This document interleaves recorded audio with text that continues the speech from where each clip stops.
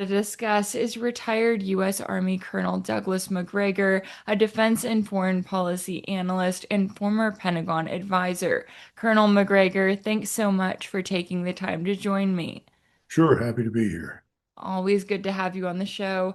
Now, I want to get your take on the latest here, as I know there's been a lot of talk on social media. Reports are saying that when President Trump left the NATO summit in Turkey last month, that he faked his departure on Air Force One while being shuttled in an airport catering truck to a military aircraft where he secretly flew out of the country. Now, all of this due to concerns that Iran had his location in Ankara and would try to bomb his plane upon departure. We also have reports that Turkey believes that this was all fabricated by Israel to sabotage negotiations and to make Trump think that Iran is out to get him. But what do you make of this entire story, and what does it tell us about the position that Trump is in here as he has waged this war against Iran and now can't seem to get out of it? Unfortunately, I think Erdogan is probably closer to the truth than anybody.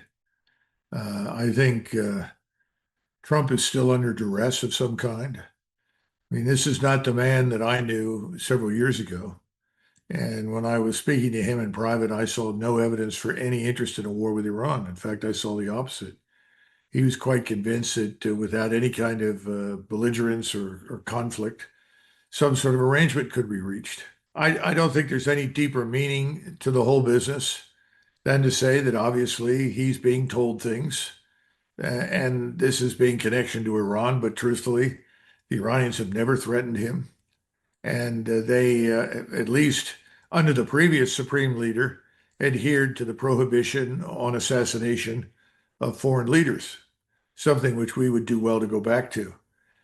But, who knows? I would be frank with you. When I look at what's going on right now, I see a couple of things happening that I think are frankly much more important. On the one hand, we have reports coming in today from the fleet that sailors on aircraft carriers, specifically the USS Abraham Lincoln, are jumping overboard to get off the ship. They've been out at sea since the 21st of November. I mean, this is incomprehensible. It's inhuman. I mean, even the days of the Royal Navy, which was pretty rough as an institution, they understood there was a 6 month limit. And at that 6 month point, people had to get off the ship. The idea that we would have sailors at sea since 29 November really leads me to question what the admirals are thinking about. What are they doing? One of their critical jobs is to ensure that the people that are out there serving are not unnecessarily abused by their own chain of command. I mean, this is not World War II. During World War II, we worked very hard to rotate people. If you look at the Russians right now in Ukraine, they have been meticulous about rotating forces in and out to avoid these kinds of things.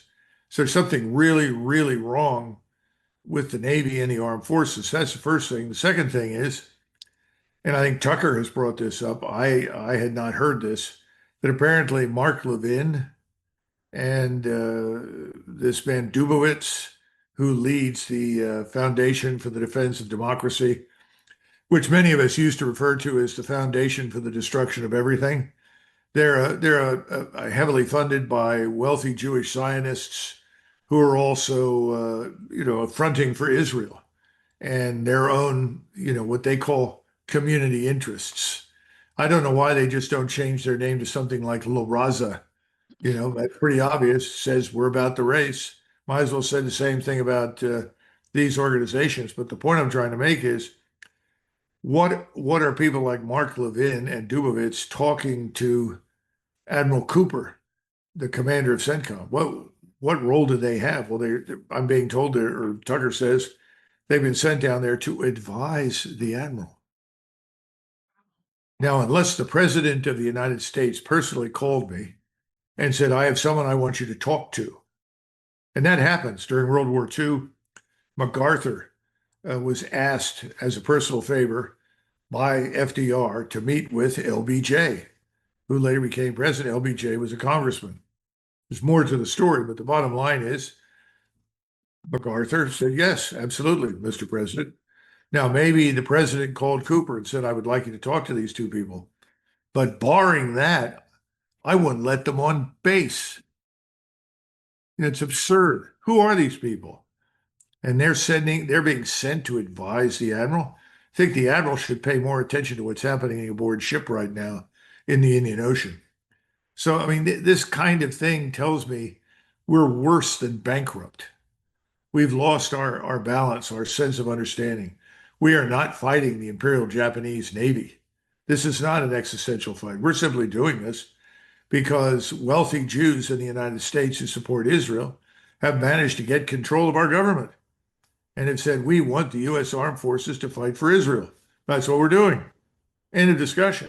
And So, you've got Israel bragging about it, right? Bragging that the United States is carrying out this war against Iran and that they don't have to. And I'm with you. When you look at these reports, it's horrifying to see. And this was a choice, right? We knew the reports have been there, the writing has been on the wall. When you have these aircraft carriers out at sea for months and months, the morale is going to be low, right? You have all of these people on board that they're looking at this war and going, why are we here? Why are we sacrificing so much and being miserable day in, day out? They're not ready to engage in a direct war, and the US is not under threat, at least not our homeland. But when you look at the Trump administration and their handling of this war, I know it has gotten to the point where on any given day, Trump can be threatening a major attack, and then he'll go back to saying, oh, we're not worried about it. We control the Strait of Hormuz. So much of the focus has been on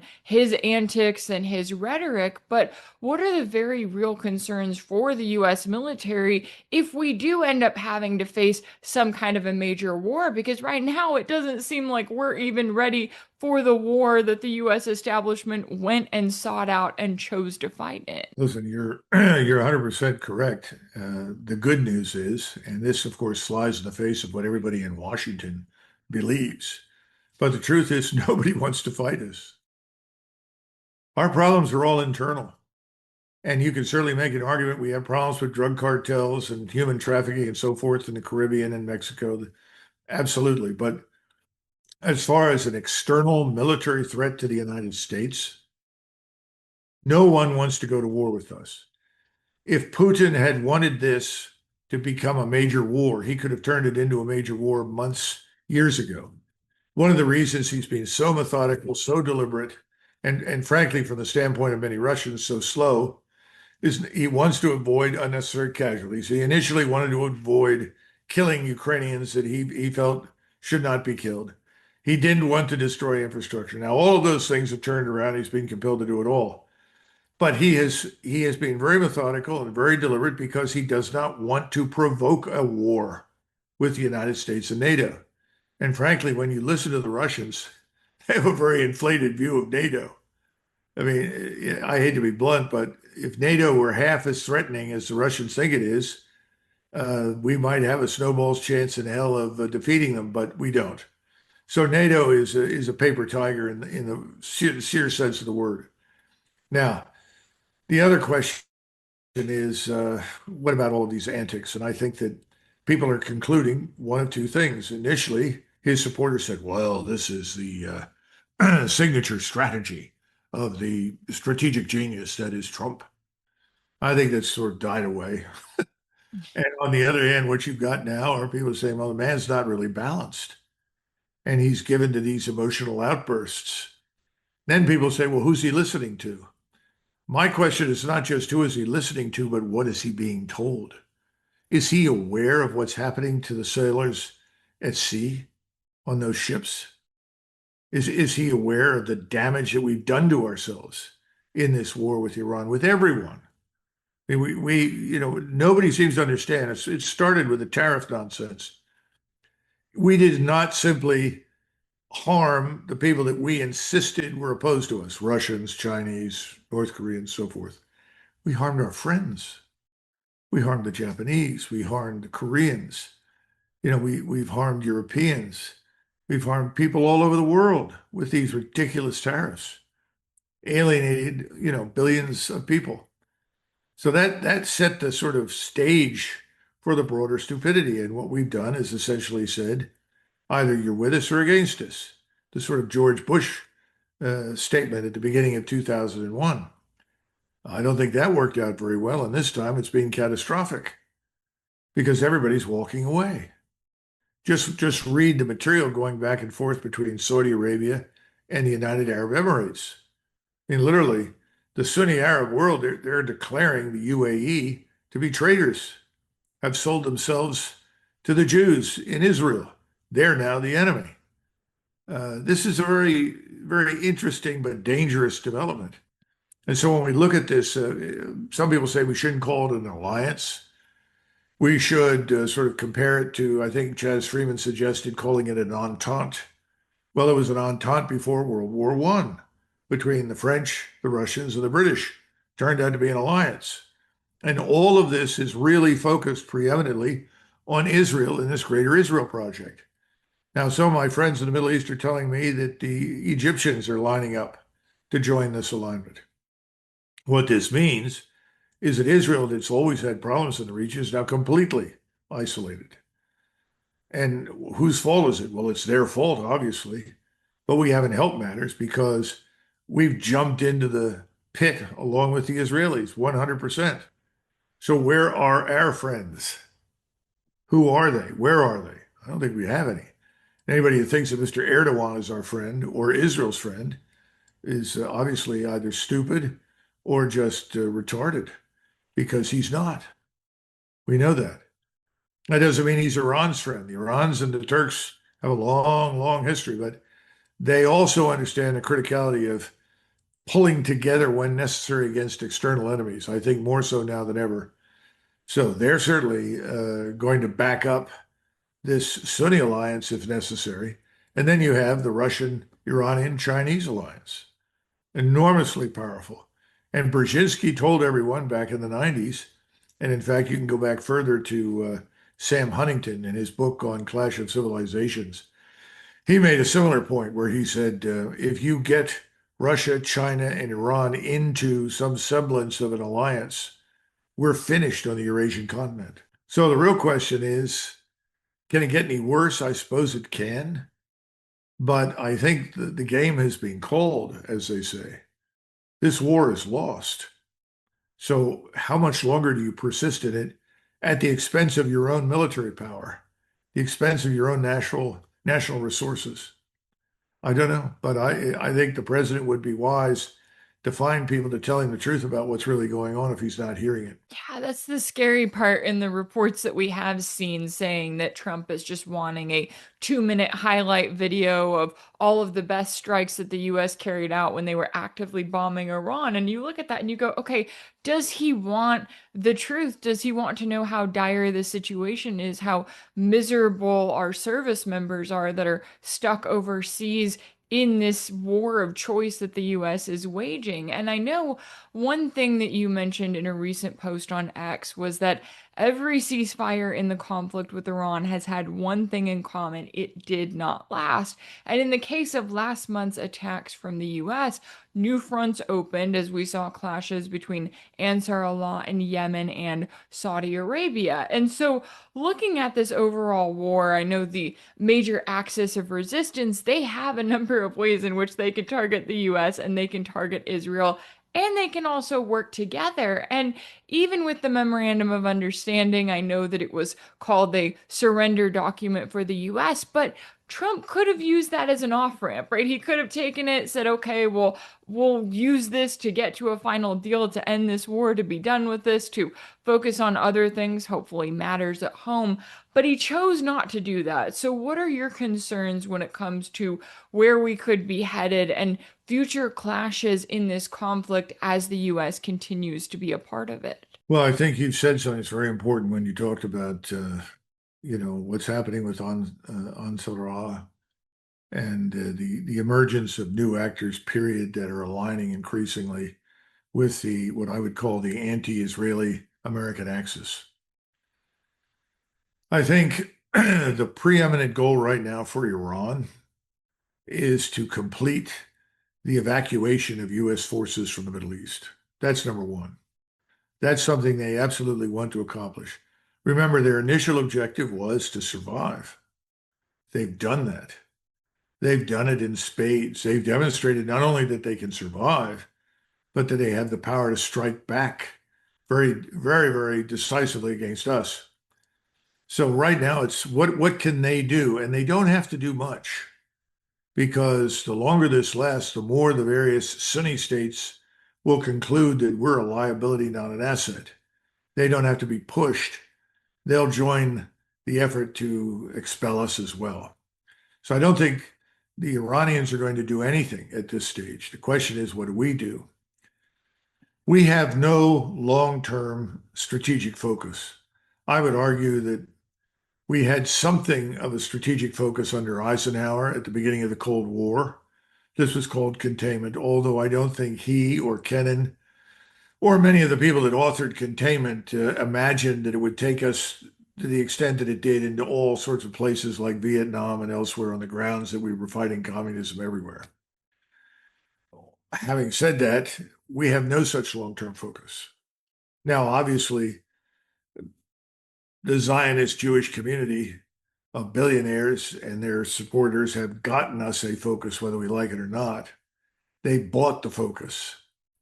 I read that 80% of the members of the Senate and the House are taking enormous funds from the Zionist Jewish lobby. So that you write off the House and the Senate, they've just parked U.S. national interest on the side of the road. They're riding in the Israeli provided conveyance. Trump has got his own private conveyance that is also courtesy of the Israel lobby.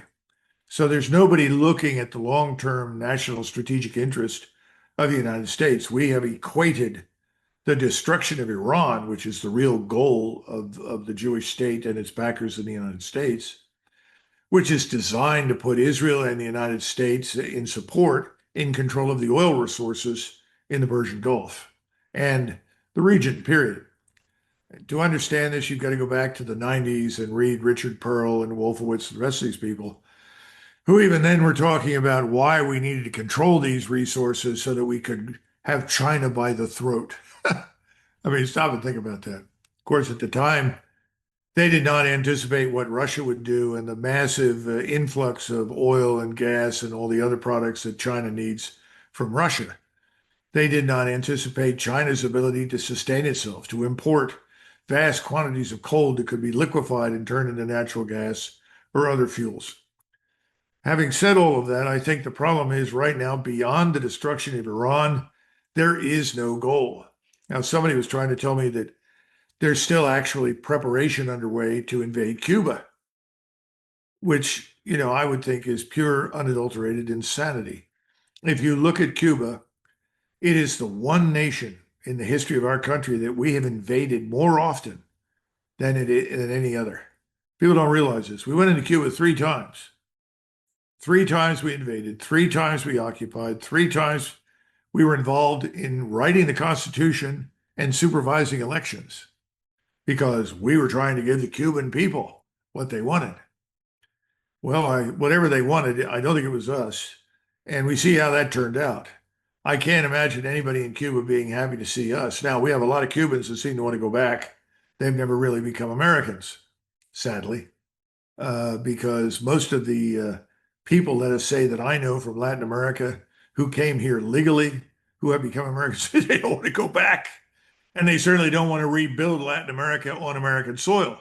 But apparently that seems to be the case with these Cubans. Well, then they should go back. But as for the rest of us, it's sheer lunacy. And trying to convince us, well, it's communist and therefore it deserves to be eradicated. Why? We have lots of states all over the world. Some you could construe as communist, some are fascist, call them authoritarian. I don't care what you call them. It's not in our interest to change any of them because they are imperfect liberal democracies. That's a lot of nonsense. So I hope that's not true. I hope after this miserable failure strategically in the Gulf against Iran that we will walk away from that. But you've got a lot of people who are telling the president, Mr. President, our regional and our global hegemony is at risk. Well, I have a newsflash. We never really had global hegemony. We may have been more powerful than everyone, but global hegemony, that's a That's a tall challenge. If that's what everybody thinks they're fighting for, they're completely nuts because it'll not only bankrupt us, we don't need it, and the rest of the world doesn't want it. So, how do you deal with these people that are fantasizing on this scale? And everything is done at the expense of the American people and our country and its stability, its prosperity, its security. It's frustrating. I don't have any good answers, but I don't see anything good happening in the short run because I don't think Donald Trump can stand up and tell his donors and the people that are really controlling Washington, and they're not Americans, they're not interested in us. They're interested in Israel and international Jewish power and finance. I think he can't tell them it's over. We've done all we're going to do. This has backfired. I'm getting out. Now, he could if he wasn't under some kind of duress. I think he is. I don't know what it is. Because if you look at the polls, if he said, that's it, we are disengaging, and formally notify the Iranians over the next 30 days, we are disengaging our armed forces from the region. Please don't interfere with us as we go. Told our partners we're out. He would be cheered from the Atlantic to the Pacific. Look at the polling data. Over 70% say we don't want the war. We don't need to fight the war. It's not in our interest to have this war. And then he could focus like a laser on the problems that we have, which are serious and numerous. I don't necessarily think he can solve them all. It's going to take us a decade to climb out of the pit that we've dug for ourselves. But we can begin, and he can start that, and everybody would welcome it, I think, don't you? Yeah, I do too. And yeah, you look at Trump in the position that he's in, and I'm with you. I think that there's more to the story, definitely more in his ear if he thinks that Iran is out to get him, so much so that he's having to hop on another plane and escape the NATO summit. It's like, yeah, he probably thinks he can't get out of this. But if he were to move to lift the sanctions on Iran, Iran's not going to come after the US. They're not going to pose a threat. No, they're going to want to work with us, at least as far as the US is willing to work with them and not to wage another war against them. And it is incredibly troubling when we see all of these reports of munition shortages, and they always bring up, well, how is this going to affect the US when it comes to a future war with, say, China, right? China is always still the big bad guy, even though they don't want a war with the US. And I did think it was notable. The last thing I wanted to bring up here, there's this NBC News article which didn't get a lot of attention, and it states that the Defense Department's policy chief, Elbridge Colby, is drafting a new U.S. nuclear strategy that emphasizes the possible use of shorter range tactical weapons in a case of regional war with China or Russia. They always pull out tactical nukes as if it's, oh yeah, it's the latest glide bomb or, whatever ballistic missile, not as if it is a nuclear weapon. Where do your concerns stand when it comes to the overall US establishment trying to pick an even greater conflict, because clearly they haven't learned from the proxy war against Russia or the all-out war against Iran? Well, as you know, I supported RFK Jr. for president. And when I was working for him, one of the things that I strongly urged, and he agreed with it, was that we should adopt no first use. Now, the Chinese have a no first use policy. They made that very clear. I see no evidence that the Chinese are not serious. I mean, after all, the Chinese, certainly since 1990, have been involved in the largest construction enterprise in the history of mankind. Why would you want to put all of that at risk in a nuclear exchange with anyone? So that's just absurd to suggest that about the Chinese. Let's turn to the Russians. The Russians effectively said the same thing, but they've been watching us and they've been listening to the Europeans who've made a lot of stupid statements. And they listened to statements made under Biden, and Biden changed our nuclear strategy and essentially said, we may use it if we decide to do so. We didn't condition it to territorial defense, which is really what it had become over the years. He opened the door. I know Colby not well, but I met him, and obviously I'm not a fan. I have always regarded the use of any nuclear weapon as leading inevitably to an escalation that would be devastating for this planet. Now, people say, well, what do you mean by that? What's your evidence for that?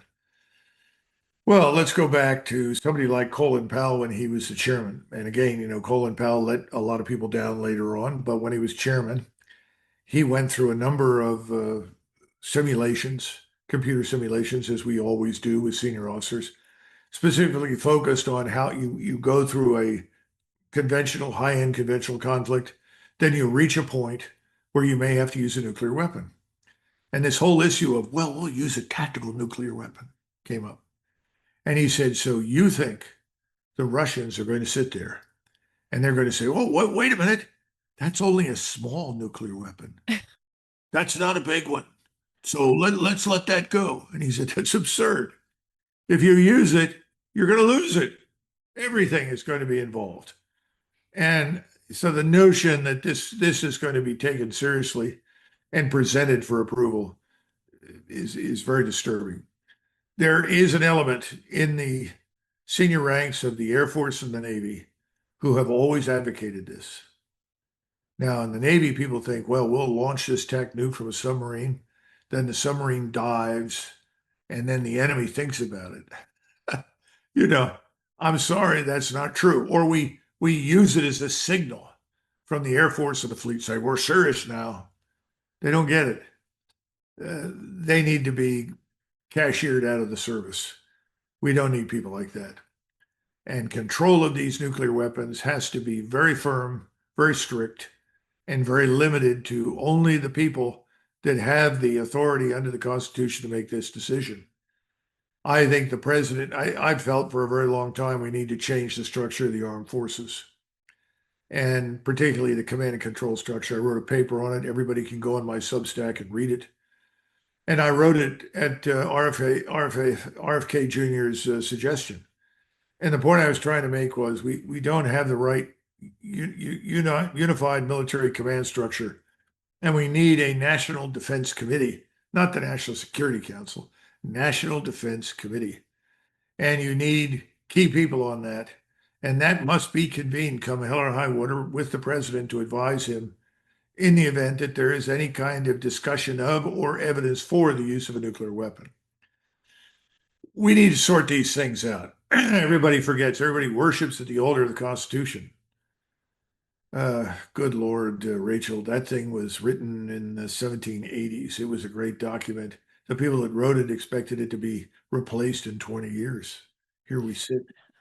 The nation today is radically different from the nation that existed then.